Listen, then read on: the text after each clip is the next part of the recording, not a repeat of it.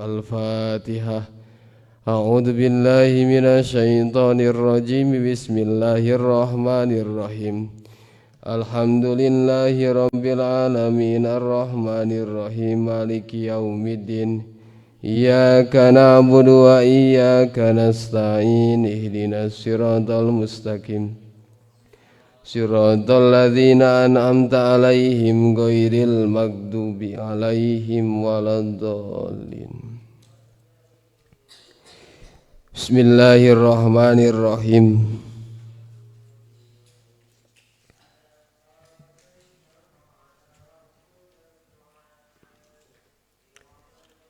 Kantun halaman sabaraha.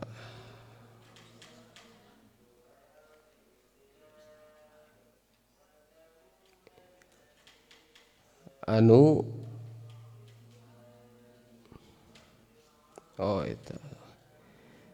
Bismillahirrahmanirrahim. Wa amma burhanu wujubil amanati.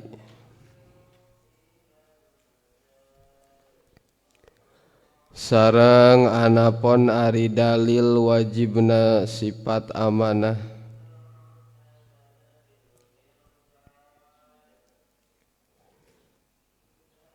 Lahum ka para rasul.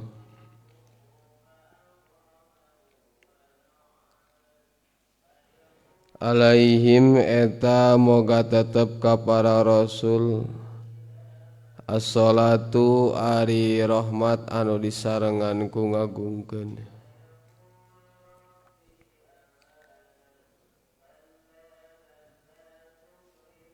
Wassalamu sareng kahurmatan. Fali annahum maka eta saenyana para rasul.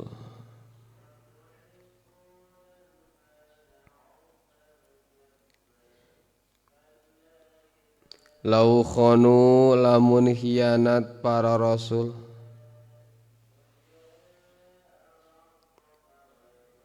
Bi fi'ali muharramin kumidamal perkara anu diharamkeun.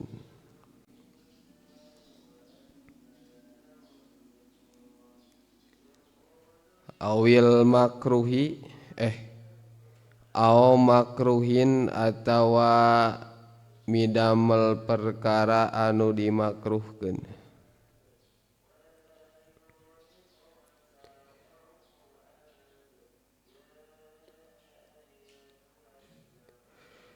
Lan kolaba tah yakin pindah.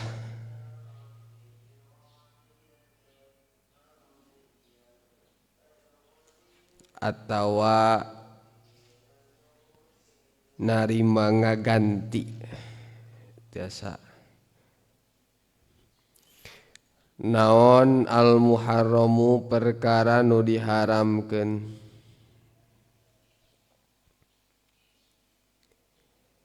Awil makruhu atawa perkara anu dimakruhkeun.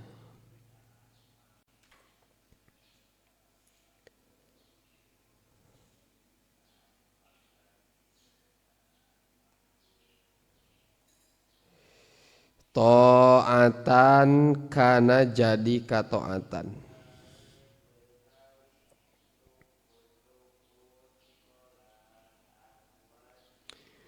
Fi hakihim dina hakna para rasul.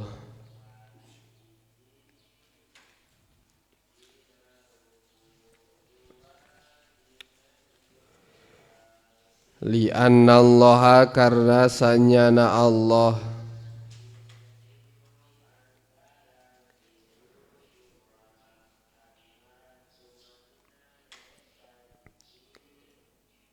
Ta'ala bari maha luhur Allah amaro eta marentah Allah na ka urang sadayana. Urang anu ngaos ieu kahiap ku saha? Urang nu ngaos kahiap kapanggil ku saha? Ku muallifnya. Urang kahiap ku saha? ku mu'alif cantang tu nu ngaos mah urang kanaon kahitoban ku mu'alif kagero kahiap ku para ulama itu kan. Nah ka urang sadayana teh mana ieu meureun nu ngaji ka asupnya. Aya nu teu ngaos meureun teu ka asup kahiap ku saha? Ku mu'alif itu. Bil iktidai kana turut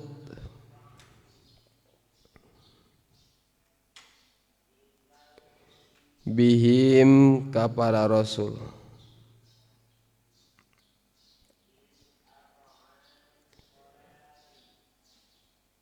Fi aqwalihim dina pirang-pirang cariosanana para rasul.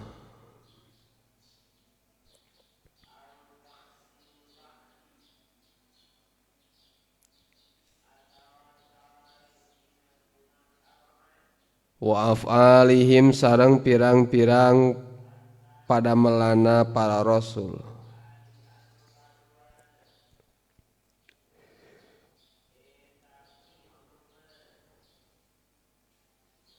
Wala ya'muru sareng teu marentah Allah. Aya paira di payun. Wala ya'muru sareng teu marentah saha Allahu Gusti Allah Ta'ala bari maha luhur Allah.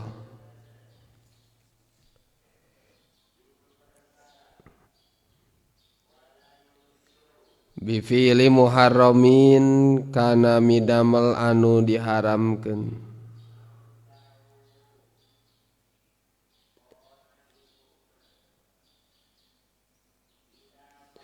Wala sareng teu marentah Allah dijikeun we.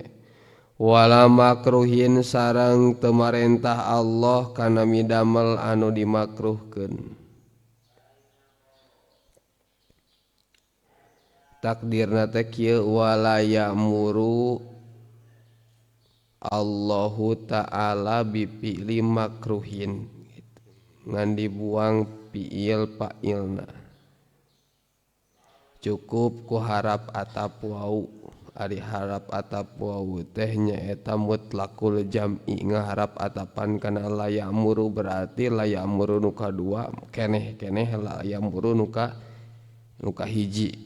Maka di alab sugih amilna gitu cukup ku wau. Wahada sareng ari ieu kaol bi ainihi kalawan datiahna ieu kaol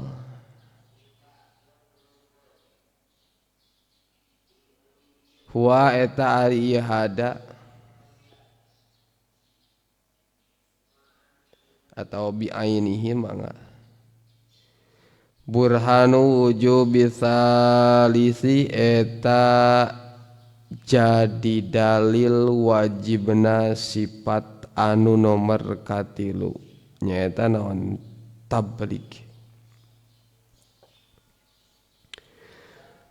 Dalil sifat amanah aya di Rasul. Dalil akli sifat amanah wajib aya di Rasul nyaeta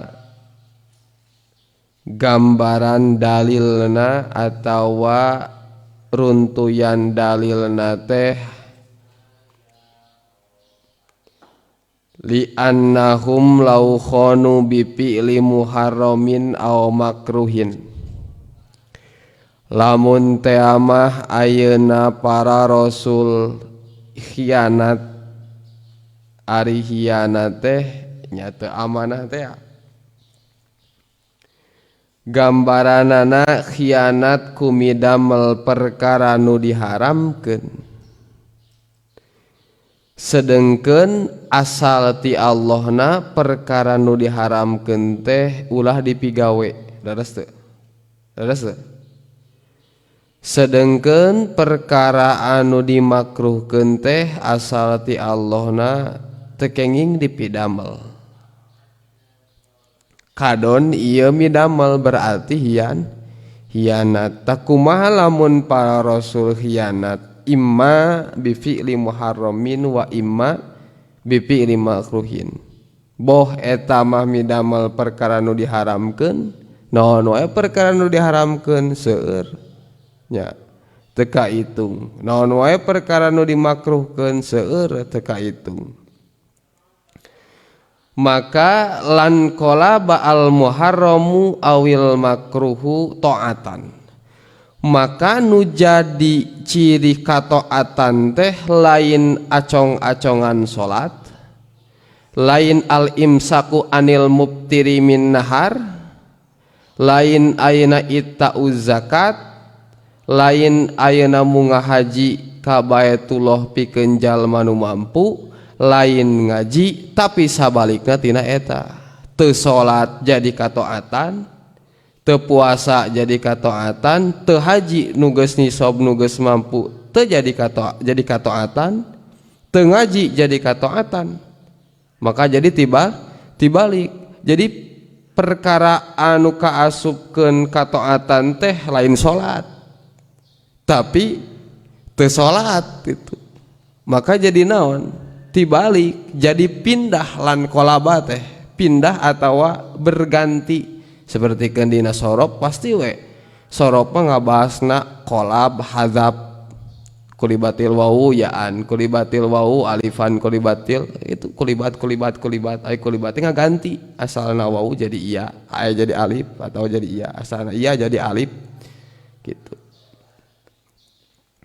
Maka lan qalaba al muharramu awil makruhu taatan, jadi pagawean kataatan teh lain salat zakat jeung segala rupa, tapi sabalikna teu salat jadi kataatan, pindah hukumna anu asalna wajib jadi haram, nu asalna haram jadi wajib dilakonanana.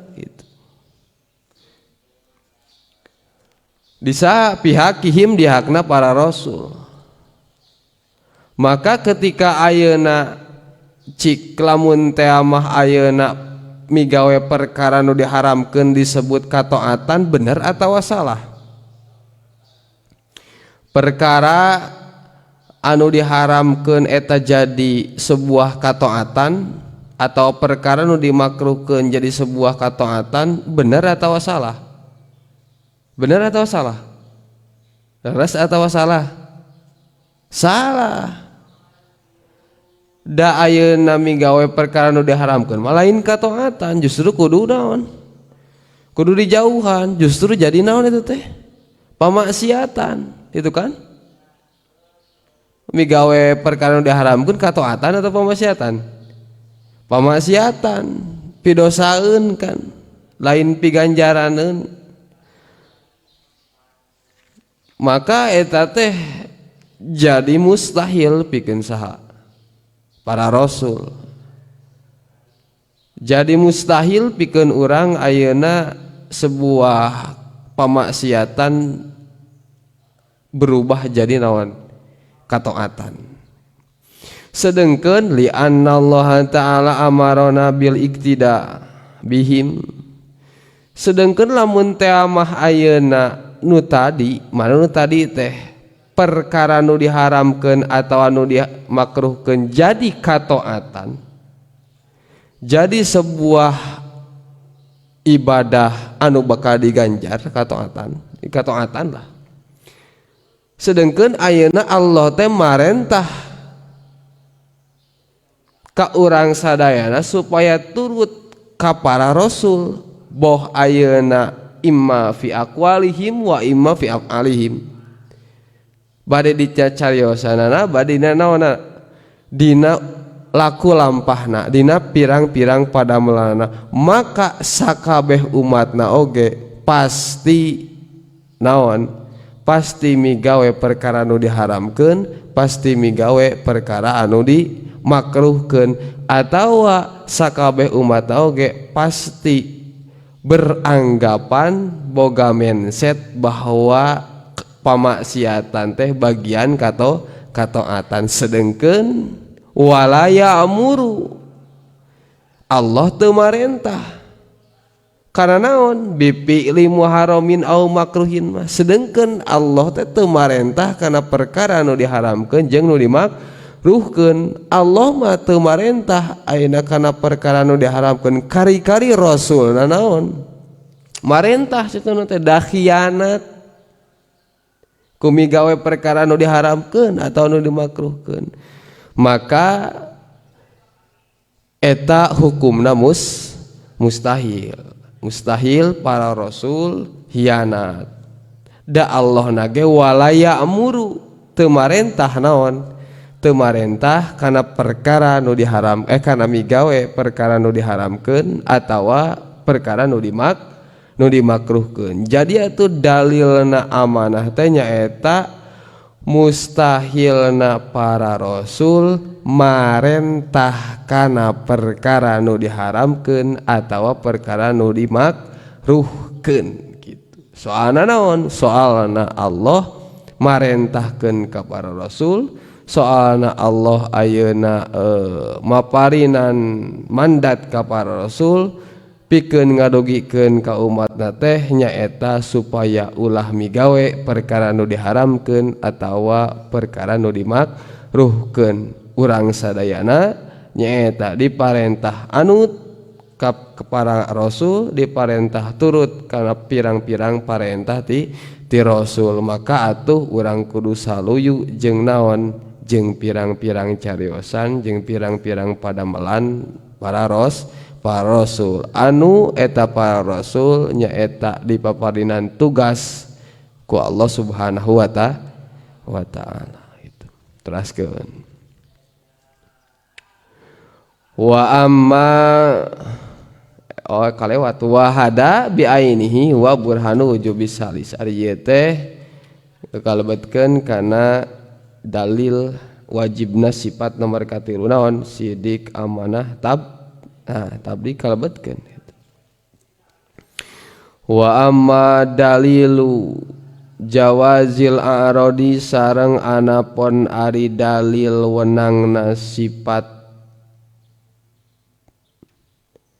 al-basya pirang-pirang sifat al-basyariyati anu bangsa kamanusaan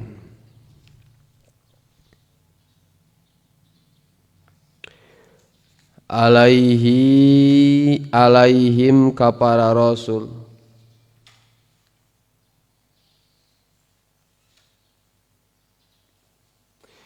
al-wajibati anu wajib fi haqi rusuli dina hakna pirang-pirang rasul atanapi para rasul. Mun bade ku pirang-pirang sadayana pirang-pirang, mun bade ku para rasul sadayana ku para rasul. Ulah beda-bedanya eta mah terserah anjeun, kan anjeun nu nulisna nu ngalogatna ai sim kuring mah nu maca itu. Ai nu maca mah bebas nyebut para nyebut pirang-pirang kan anjeun ketika nulis para terasa sadayana para rasul ulah ayeuna dina logatan nu kahiji para rasul logatan nu kadua pirang-pirang rasul maksana kumaha bisi lieur gitu. Fi haqi rusuli di hakna para rasul atanapi pirang-pirang rasul pamusyahadatu wuku'iha maka eta kasaksi tumibana itu a'radul basyariyah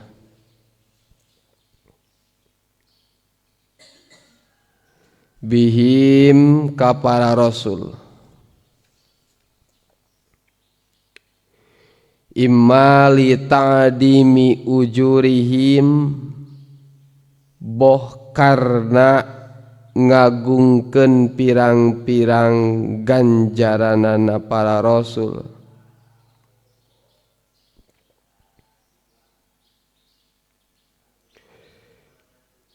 awli tasyri'i atawa karena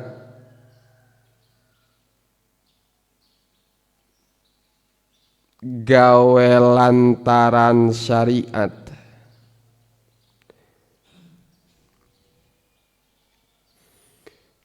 atawa pangwuruk syara itu teh tiasa. Auli tasalli itu teh auli tasalli atawa karena gawe lantaran ai lantaran teh naonnya cukang penyambung anid dunya tina urusan dunya.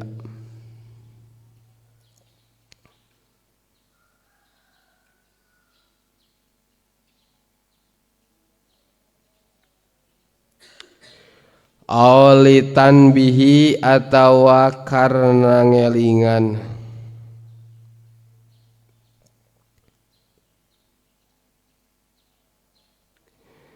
li khissati qadriha karena hinana ukuran dunia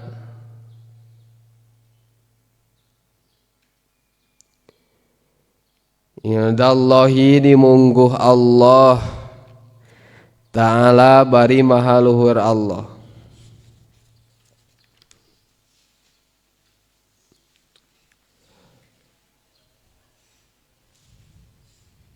Wa adami ridhoihi wa adami ridhohu sareng teu ayana karidoanana Allah biha sababiyah urusan dunia atau biha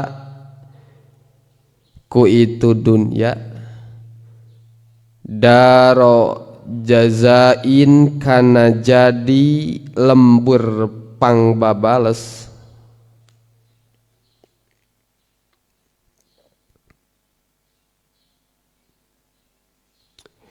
li anbiyaihi pikeun pirang-pirang nabina Allah.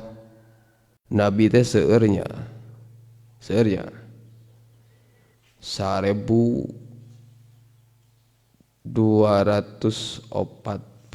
teh 124.000 atanapi 125.000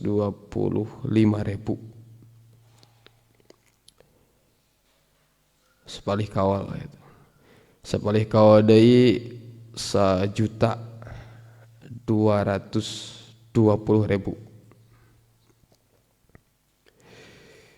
Wa auliyaihi sareng pirang-pirang kakasihna Allah para wali. Bi'atibari ahwalihim kunga iktibar pirang-pirang tingkahna itu anbiya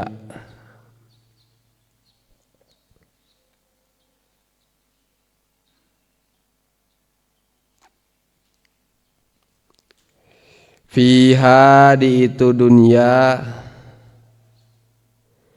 alaihim eta moga tetep ka itu anbiya wa auliya as-salatu ari rahmat anu disarengan ku ngagungkeun atau para rasul nya alaihim eta moga tetep ka para rasul as-salatu ari rahmat anu disarengan ku ngagungkeun wassalamu sareng kahormatan eulas itu dalil sifat a'radul basyariyah atanapi dalil sifat anu jaiz di saha di saha di para naon sifat anu jaiz di rasul aya sabariji saur saha saur saha sabariji eta yakin keneh wae saur saha saur abi gitu nya saur saha saur kitab gitu. Dalilna sifat aradul basariyah atanapi jaizna sifat aradul basariyah di para rasul anu mana eta aradul basyariyah teh al wajibi, maksudna wajib dia teh wajib bahwa aradul basyariyah teh jadi sifat nu jaiz, lain wajib jadi sifat nu wajib gitu. Pihaki rusuli dina hakna para rasul, mana dalilna ai dalil teh bisa disebatkeun ciri nya, dalil teh ciri atawa dalil teh naonnya penguat biasa, dalil teh penguat atanapi dalil teh ciri. Setiap kapanggih ciri bakal kapanggih anu nyirian itu kan, setiap kapanggih ciri bakal kapanggih anu dicirian. Tapi ketika teu kapanggih ciri anu dicirian mah cantang tu eueuh itu. Alam teh jadi ciri, jadi dalil ayana Allah kan. Ketika ayana alam teu dipanggihan ku urang bukan berarti Allah eueuh gitu. Dan nyiptakeun alam jeung henteu makan jaiz. Mana dalilna? Pamusyahadatu wuku'ihanya eta kasaksi. Kamu syahadah ari musyahadah teh dina asana fi'il madina syahada yusyahidu fahuwa syahada yusyahidu musyahadatan wasihadan fahuwa musyahidun wadaka musyahadun syahid la tusyahid musyahadun musyahadun. Binana naon? Binana naon musyahada syahadati qatala binana naon. Nah binana musyarakah, maka bahasana teu kudu ayeuna silih kasaksi, da bahasa kasaksi eta teh musyarakah, aya nu nyaksi aya nu disaksi, eta kan babarengan. Aya musyarakah teh naon? Babarengan, berarti cukup ku bahasana ge kasaksina tumibana itu aradul basya. Geus paham dina akal urang bahwa ieu teh binana musyarakah, maksudna naon? Pasti aya nu disaksi jeung aya nu nyaksi. Nah berarti teh musyarakah teu naon musyarakahna? Naon nu babarenganana? Naon nu babarenganana? Perkara nu disaksi sareng nu nyaksina. Paham teu? Nah itulah kasaksina aradul basyariyah tumiba di saha? Di rasul. Mana buktina? Ayeuna kan urang ayeuna teu pendak sareng rasulna ge. Aya mana kawal para ulama, aya mana careosan rasul bahwa tuangna rasul kieu, bahwa kulumna rasul kieu, anu kitu eta kasaksi bihim ka para rasul. Aradul basyariyah teh atawa kasaksi aradul basyariyah teh ngagaduhan 4 poin. Sifat aradul basyariyah teh ngagaduhan 4 poin dina masalah ayeuna kasaksina. Mana di antarana hiji imali ta'dimi ujurihim. Jadi kasaksina aradul basyariyah teh kasaksina aradul basyariyah ti rasul, ti para rasul nyaeta alasanana teh atanapi hujjahna teh aya 4, landasana teh aya 4. Hiji imali ta'dimi ujurihim, pikeun ngagungkeun kana pirang-pirang ganjarana para rasul. Pikeun ayeuna ngagedekeun, ngagungkeun di ditu nya, atawa pikeun ngalipat gandakeun ganjaran anu dipasihkeun ku Allah ka para rasul. Aoli tasyri'i aradul basyariyah kasaksi ku urang sadayana atawa ayeuna kasaksi ku sakabeh manusia bahwa Rasul kasipatan ku sifat kemanusiaan atanapi ku sifat aradul basyariyah. Alasan nomor kaduanya nyaeta litasri pikeun maparin pangwuruk syara kasaha ka umatna.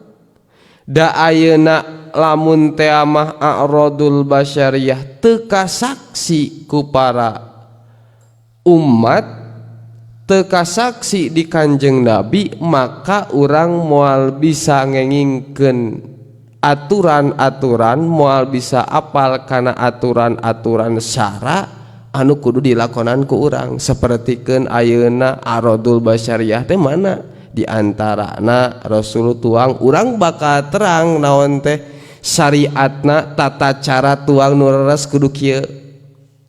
Da naon nyaksi Rasul. Urang terang bahwa ayeuna waktu salat teh contona mun lohor min jawali nyaling timiti lingsir panon poe jeung saterusna, atawa apal ayeuna urang salat teh kudu ayeuna nangtung ruku i'tidal sujud tuluy ayeuna diuk antara sujud dua. Soalna naon kasaksi ku urang Rasulna tepana sapertos kitu teh tasri nyata ai tasri teh nyata naon pangwuruk syara, pangwuruk ayeuna dina masalah aturan-aturan ketika urang memeluk agama. Nah kitu ketika urang memeluk agama kan urang teh berpedoman atau memeluk agama, boga agama kan orang tanya, boga kedua agama kan, gaduh kan. Nah, dina agama diatur aya peribadahanana, maka ketika lamun aradul basyariyah teka saksi sifat-sifat kemanusiaan di Rasul teka saksi, urang ngarek kumaha dina ngalaksanakeun hukum-hukum syariat itu. Auli tasalli atawa alasan nomor katilu kasaksina aradul basyariyah teh pikeun ayeuna nurunkeun atawa ngawariskeun gawe lantaran dina masalah urusan dunia. Sapertikeun kumaha? Sapertikeun ayeuna dina masalah harta, urusan dunia kan harta teh aimal dunia kan masalah harta bisa ngawaris ka ibu atau ka budak-budakna lantaran aya naon, lantaran aya pangwuruk ti saha ti Kanjeng Rasulullah. Bisa na urang ayeuna harta anu urang bisa turun ka budak urang eta teh kan lantarana aya urang. Ayeuna bisa ayeuna ngawaris teh sabab ayeuna aya kasaksina para rasul nya kitu deui saur Rasul kapanan ayeuna masalah waris teh nyaeta tetep kudu naon, kudu dibikeun, teu meunang dinaon, teu meunang teu dibikeun kitu. Eta gawe lantaran atawa gawe sababiyah atawa gawe naon nurunkeun atawa ngawaris.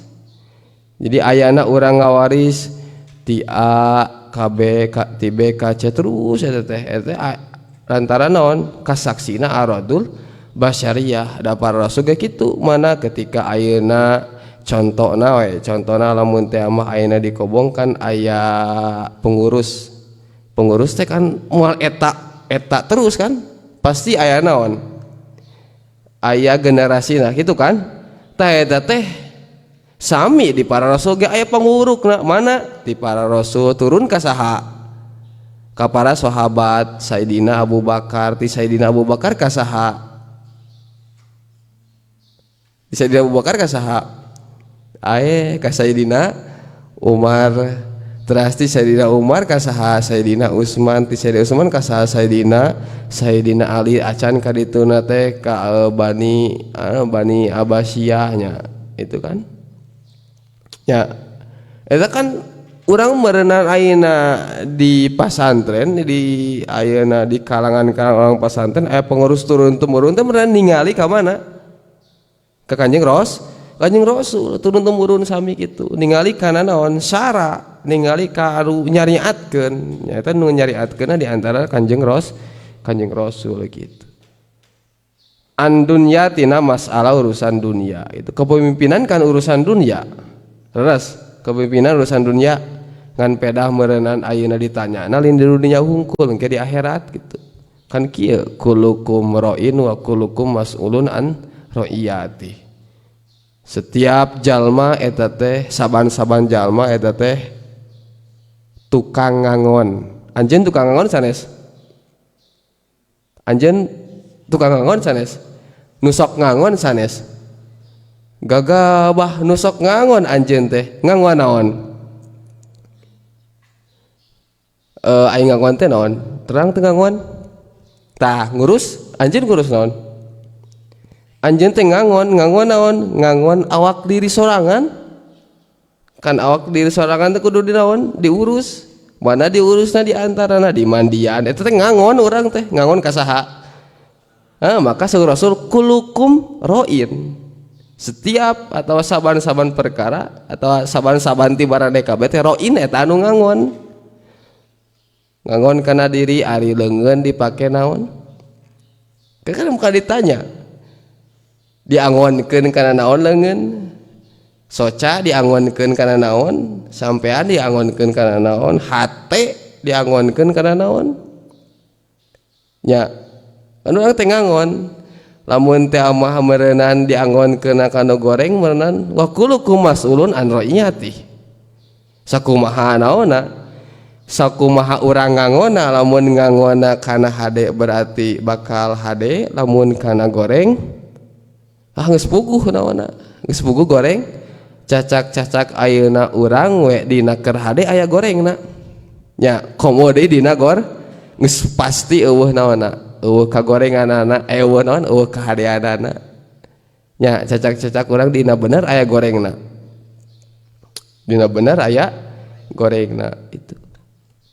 Wa kulukum mas'ulun an ra'iyati, sedengkeun ayeuna setiap anu ngangon teh bakal ditanyakeun tina masalah nu diangonkeunana. Setiap urang ayeuna anggota badan urang teh kan urang teh keur ngangon kana anggota badan urang sangkan urang teh ulah teu akur jeung naon jeung syariat agama. Wayahna kudu diangon ku urang gitu, dilakukeun kana naon gitu. Tah itu. Nah jadi kadinya nya anu mah teh kulukum mas'ulun wa teh an ra'iyati. Setiap anu ngangon eta teh bakal dipertanggungjawabkan dina masalah angoneunana. Maka kahade itu. Awalitan bihin atawa nomor kaopat alasan ayeuna musyahadahna radul basyariyah di Kanjeng Rasul teh nyaeta pepeling pikeun ayeuna hina na takaran dunya, ngelingan bahwa darajat dunya di mungguh Allah teh eta teh anu hina, eta teh anu nyahina we. Sedengkeun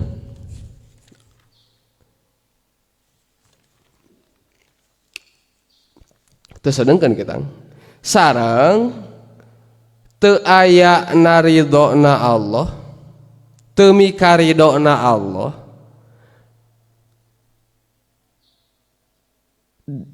dunya eta jadi naon? Eta jadi babales pikeun nabi-na Gusti Allah itu. Pikeun ngelingan kasaksi ayeuna musyahadahna aradul basyariyah nomor kaopatna pikeun ngelingan bahwa ukuran dunia atana pitakaran dunia teh eta hina dimungguh saha dimungguh Allah Subhanahu wa taala sareng teu aya karidoanana Allah dunia jadi pangbabales pikeun nabi-nabina Allah Subhanahu wa taala soalna naon menya ayeuna Allah Subhanahu wa taala mere pangbabales ka para rasul ku barang anu naon ku barang anu hina non pangna ayeuna hina bi tibari ahwalihim ayeuna para rasul ayeuna tugasna di alam dunia anu sakitu mulia tugasna para nabi di alam dunia anu sakitu mulia kari-kari dibalas ku perkara anu hina maka terido Allah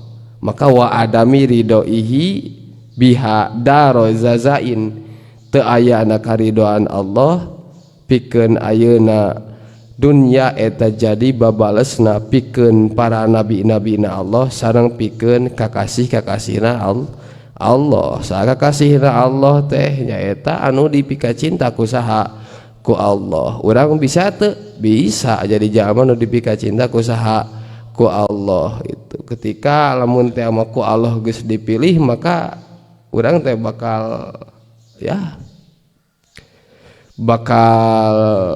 menang kabagjaan alaihim assalatu wassalam. Jadi ayeuna poin aya 4 poin ketika ayeuna kasaksina aradul basyariyah hiji pikeun ngagungkeun ayeuna ganjarana para rasul nomor kadua pikeun ngawurukan kana ayeuna aturan-aturan syariat ka umatna supaya ayeuna bisa milih mana nu bener mana nu teu bener nomor tilu nyaeta gawe lantaran atanapi jadi warisan jadi turun temurun tina masalah urusan dunia kan ayeuna aya budak ti budak aya incu kan eta teh aya temurun ti rasul aya aradul basyariyah ti rasul eta naon akad berarti kahan kan akad pertikahan teh eta teh bisa ngaturun temurunkeun silih